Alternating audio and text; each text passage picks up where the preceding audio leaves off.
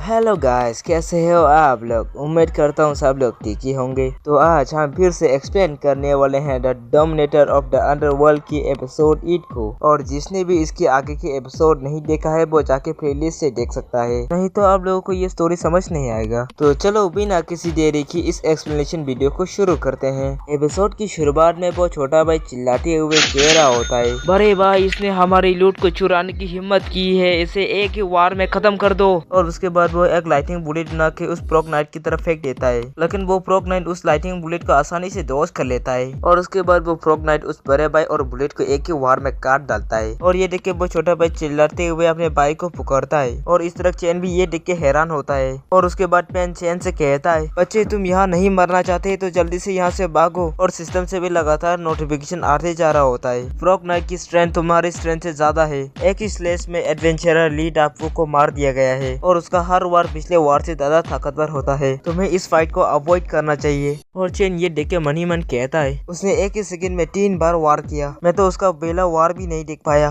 और इस तरह वो छोटा भाई अपने बड़े भाई को मरते हुए देख के उस प्रोक नाइट के ऊपर अटैक करने के लिए अपने लाइटिंग बुलेट के साथ खुद जाता है। और वो कह रहा होता है, तुमने मेरे भाई को जान से मार दिया, मैं तुझे जान से मार डालूंगा। लेकिन प्रोक नाइट तो एक ही सेकंड में उसका काम तमाम कर देता है। और वहाँ का सिस्टम से एक मिशन का नोटिफिकेशन आता है, विरोध की सच्चाई को छुपाना, प्रिंसेस की फेवर को जीतना और हीरो के रूप में ट्रोन को हासिल करना। और चेन ये देख के अपने मन ही मन कहता है, आखिर ये क्या है। और उसके बाद एक और नोटिफिकेशन आता है, ट्रू हीरो की पोजीशन को जीतने के लिए दूसरी दुनिया की हीरो को मार डालो। और ये सुनकर चेन अपने मन ही मन कहता है, ये तो प्रोक नाइट का मिशन फाइनल है। और तभी वो पिंक बालों वाली लड़की उस पीले बालों वाली लड़की और एक आदमी को लेके वहाँ आ जाता है। और वो पीले बालों वाली लड़की चेन के ऊपर चिल्लाते हुए कहता है, आखिरकार हमने तुम्हें ढूंढ लिया, यहाँ के सारे वक्स मारे जा चुके हैं, फिर भी ये सिस्टम हमें मिशन फेल क्यों दिखा रहा है। और चेन ये देख अपने मन ही मन कहता है, अरे नहीं, अभी ही इन लोगों को भी यहाँ आना था। और तभी वो प्रोक नाइट तेजी से उनकी तरफ अटैक करने के लिए जाने लगता है। और चेन ये देख के चिल्लाते हुए उन लोगों से कहता है, संभाल के, एक मॉन्स्टर तुम लोगों के ऊपर अटैक करने के लिए जा रहा है। और वो पीले बालों वाली लड़की उस प्रोक नाइट को अपनी तरफ तेजी से आते हुए देख के कहता है, ये मुझ पर हमला क्यों कर रहा है। और वो पीले बालों वाली लड़की अपना स्किल का यूज करते हुए उस आदमी को अपने सामने खड़ा कर देता है। और उसके बाद वो प्रोक नाइट उस आदमी को 2 टुकड़ों में काट देता है। और उसके बाद वो प्रोक नाइट पिंक बालों वाली लड़की के ऊपर अटैक करने वाला होता है, लेकिन तभी चेन अपना हेल फायर से उसके ऊपर अटैक कर देता है। और ये देखने के बाद वो गुस्से में चेन की तरफ देखने लगता है। और उसके बाद वो प्रोक नाइट अपने क्लॉप को काटते हुए बाहर निकल जाता है। और उसके बाद वो प्रोक नाइट चेन की तरफ गुस्से से देखते हुए अपने लैंग्वेज में कुछ गाली देता है। और ये देख के चेन उस प्रोक नाइट से कहता है, तूने जो भी कहा वो मेरे सर के ऊपर से गया, चल अब मेरे पीछे आओ। और ये कहने के बाद चेन तेजी से उस रूम से बाहर निकल जाता है। और ये देख के वो प्रोक नाइट भी तेजी से चेन के पीछे जाने लगता है। और उस प्रोक नाइट का अटैक चेन के ऊपर लगने ही वाला होता है, तभी पेन उसको देख लेता है और अपने मुख से उसके अटैक को रोक लेता है। फिर भी उस अटैक का प्रेशर बहुत ज्यादा होता है, जिसकी वजह से चेन दूर फेंक जाता है। और उसके बाद चेन खुद को संभालते हुए कहता है, ये तो बहुत इंटेंस होते जा रहा है। और पेन कहता है, मेरी तो सारी दांत ही टूट गई। और उसके बाद वो लोग फाइट करते करते खसल के बाहर आ जाता है। और चेन उस प्रोक नाइट के अटैक को रोकते हुए अपने मन ही मन कहता है, इसका अटैक बहुत तेज और ताकतवर है, मैं उसे रोकने के लिए अपनी पूरी ताकत लगा रहा हूँ, लेकिन मैं इसके सामने ज्यादा देर तक नहीं टिक पाऊंगा। और तभी वो प्रोक नाइट चेन के पेट पर एक जोरदार लात मार के दूर फेंक देता है। और चेन जोरदार ब्लास्ट के साथ एक वॉल में जा लगता है। और वो प्रोक नाइट चेन के ऊपर अटैक करने के लिए तेजी से आ रहा होता है। और उसके बाद चेन के ऊपर एक और जोरदार अटैक कर देता है और चेन दूर जा गिरता है। और चेन को दिन में जान तरे नजर आ जाता है। और उसके बाद वो प्रोक नाइट एक जगह पर जाके चेन का वापस उड़ने का इंतजार करने लग जाता है। और इस तरह चेन के पास वो पिंक बालों वाली लड़की आते हुए कहता है, ए क्या तुम ठीक हो। और वो पीले बालों वाली लड़की चेन की तरफ गुस्से से आते हुए कहता है, ए तुमने कहा था ना इस मिशन को एक्सेप्ट करने के लिए, तो अब वो प्रोक नाइट यहाँ क्यों है और अब तक मुझे बचाने के लिए बाहर से कोई भी क्यों नहीं आया।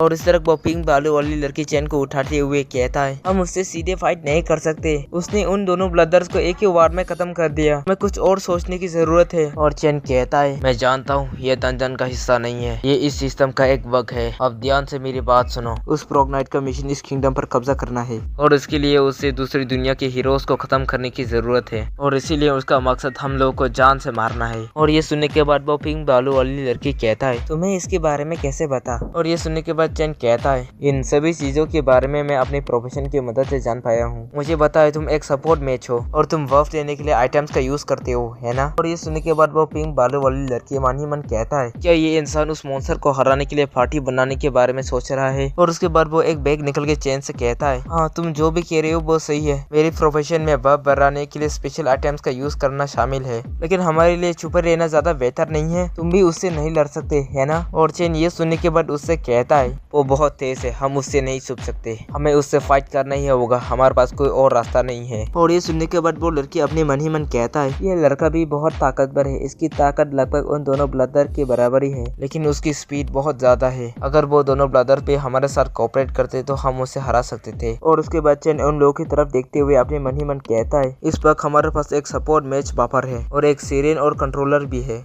अगर हम सब मिलकर उस पर अटैक करें तो हमें एक मौका मिल सकता है उसके ऊपर अटैक करने का। अब मुझे बस ये देखना है कि हमारा ट्रिक उसके ऊपर काम करेगा कि नहीं, जो लेवल 9 के एडवेंचरर को भी आराम से खत्म कर सकता है। और तभी पेन चेन से कहता है वो बहुत ताकतवर है, हम उसे नहीं हरा सकते, लगभग हम उसके हाथों अभी मरने ही वाले थे, ये मेरी गलती है, मुझे सिस्टम को रोकना चाहिए था तुम्हें ये टास्क देने से पहले। और तभी चेन को सीरियस मोड में देख के पेन कहता है हम लोगों की वाट लगी पड़ी है और तुम खुद को कूल दिखाने की कोशिश कर रही हो। और पेन अपने मन ही मन कहता है क्या ये बच्चा सोच रहा है कि हम उस प्रोक नाइट को हरा देंगे। और तभी वो पिंक बालों वाली लड़की चेन से कहता है अगर हमारे पास फाइट करने के अलावा कोई और रास्ता नहीं है तो हम फाइट करेंगे, मुझे तुम पर भरोसा है। और ये सुनने के बाद वो पीले बालों वाली लड़की कहता है ये क्या तुम लोग सचमुच उस मॉन्स्टर से फाइट करना चाहते हो? क्या तुम नहीं जानते कि वो कितना ताकतवर है? हम उसके सामने एक सेकेंड नहीं टिक पाएंगे, क्या तुम लोग पागल हो गए हो? और ये सुनने के बाद वो पिंक बालों वाली लड़की उस पीले बालों वाले लड़के पर चिल्लाते हुए कहता है क्या तुमने देखा नहीं वो मॉन्स्टर कितना तेज है? क्या तुम्हें लगता है हम उससे बच पाएंगे? अगर हमने भागने की कोशिश की तो वो हमें एक ही सेकंड में मार देगा। और उसके बाद वो पीले बालों वाली लड़की कहता है ठीक है मैं उससे फाइट करने के लिए तैयार हूँ। और उसके बाद वो अपने मन ही मन कहता है सही कुछ भी हो जाए जब तक मैं जिंदा हूँ सब सही है। अगर सिचुएशन खराब हो जाता है तो मैं उनको अपने सील के रूप में इस्तेमाल करूंगा, मुझे बस थोड़ा सा टाइम बचाने की जरूरत है, बाहर से कोई ना कोई तो मेरी मदद करने के लिए आ ही रहा होगा। और इस तरह बाहर की दुनिया में इसे घटना के बारे में कोई कह रहा होता है। मैनेजर ये लिस्ट उन लोगों के बारे में है जो उस पोर्टल के अंदर खींचे गए थे। और हम देखते हैं वो मैनेजर जिंग डोंग होता है। और मैनेजर जिंग डोंग अपने टेबलेट की ओर देखते हुए मन ही मन कहता है हॉस्पिटल के अंदर एक हिडन डंजन दिखाई दिया है, अगर इसे ठीक से हैंडल नहीं किया गया तो ये कोलैप्स हो जाएगा। यहाँ तो 11 गिल और गोल्डन कंसोर्टियम के लोग भी फंसे हुए हैं। 11 गिल तो फिर भी ठीक है, लेकिन असली प्रॉब्लम तो ये गोल्डन कंसोर्टियम है, क्योंकि गोल्डन कंसोर्टियम का वारिस का बहन भी उस पोर्टल के अंदर फंस गया है। मुझे एसोसिएशन को कांटेक्ट करना होगा। तभी उसका फोन रिंग करता है। वो अपने फोन के ओर देखते हुए मन ही मन कहता है ये इस वक्त मुझे फोन क्यों कर रहा है। और उधर से कोई उससे कहता है एक अच्छी खबर है, आपने जिस लड़के का निगरानी रखने के लिए कहा था वो भी उस हॉस्पिटल वाले हिडन डंजन में फंस गया है। और ये सुनने के बाद वो मैनेजर जिंग डोंग मन ही मन कहता है क्या ये उस लड़की के बारे में बात कर रहा है जो मर के जिंदा हुआ था, जिसका नाम चेन था। और वो फोन वाला बंदा कहता है अब हमें उससे छुटकारा पाने के लिए उसके ऊपर उंगली उठाना नहीं पड़ेगा। और ये सुनने के बाद मैनेजर जिंग डोंग कहता है उस आदमी को मारना बहुत मुश्किल है, लेकिन अब वो लड़का गोल्डन कंसोर्टियम के वारिस के साथ फंसा हुआ है, तो अब मुझे बाहर से ही बचाव का प्लान बनाना पड़ेगा। उसकी किस्मत बहुत अच्छी है, वो इस बार नहीं मरने वाला। और इस तरह हम देखते हैं वो फोन पर बात करने वाला बंदा ली हिजंग होता है। और ली हिजंग कह रहा होता है आई नो मुझे पता है गोल्डन कंसोर्टियम का वारिस और 11 गिल का हेड वहाँ है,